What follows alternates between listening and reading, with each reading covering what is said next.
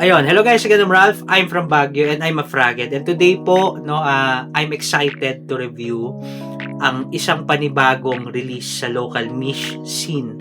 No, nakaka-proud lang guys, when local perfumery represents our creation sa global stage, no. And yeah, no, this is a series that I do where I share to you the local niche perfumes in my collection, and I also share to you why I love them. So guys, without further ado, no, this perfume is called so this perfume is called Pistachio Kunafa, no, from GP Fragrances, no, of course, no, in collaboration with Noah Solutions. And the perfumer of Pistachio Kunafa is one of the best perfumers, no, in the Philippines, Sir Gib Ang. So guys, shout out po sa inyong lahat.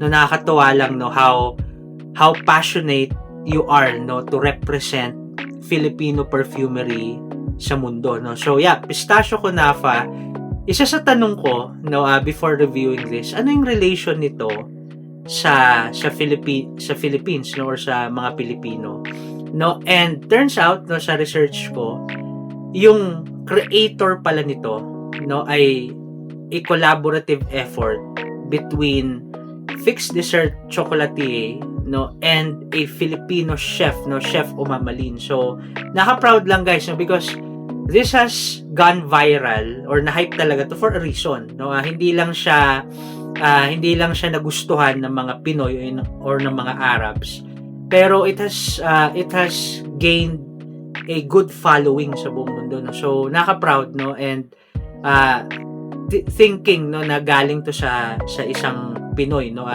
malaki ang part ng isang Pinoy in creating Pistachio Kunafa, no. And guys, no, before reviewing the scent profile, gusto ko lang po ipakita sa inyo yung presentation, no. Gusto ko lang pong makita natin, no, yung box, no. So as always, no, the beautiful GP box, no. So you have here a picture of Pistachio Kunafa, no, and the name of the fragrance, the house, no, and the accords, vanilla and leather.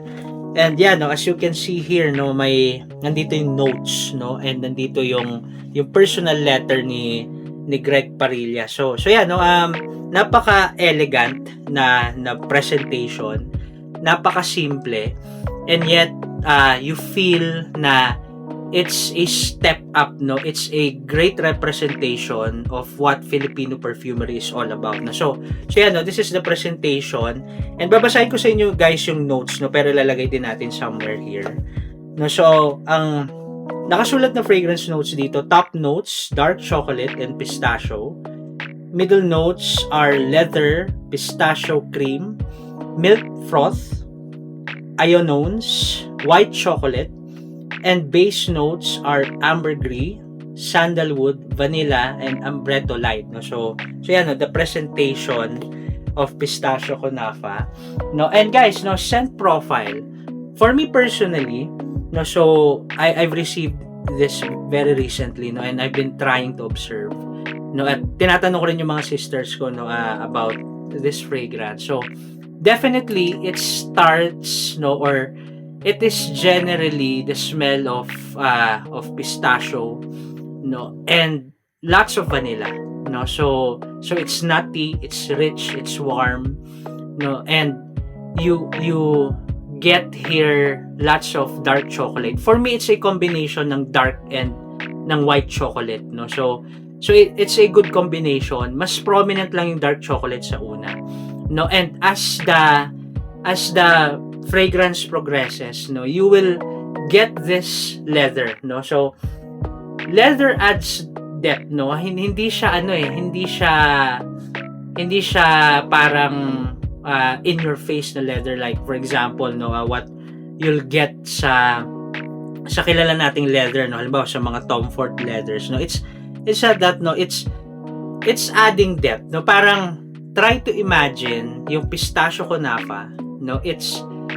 It's sitting, no, or nakalagay siya, nakapatong siya sa isang leather jacket, no. Pero yun nga, it's in the background, no. And I do agree na there's this Arabic spices, no?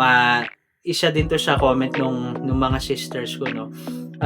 Meron siyang Arabic spices definitely as the perfume progresses, no? So it's definitely telling a story of how pistachio kunafa smells like, no? So this is gourmand, no? I would say this is gourmand, no? Pero alam mo kasi para sa akin there are perfumes, so there are gourmand perfumes. I have tried and I have owned gourmand perfumes before na parang medyo nakakalito if you're smelling it from a distance, or if you didn't know na meron akong mga gourmand perfumes. Medyo nakakalito siya kasi am I smelling real coffee or is it fragrance?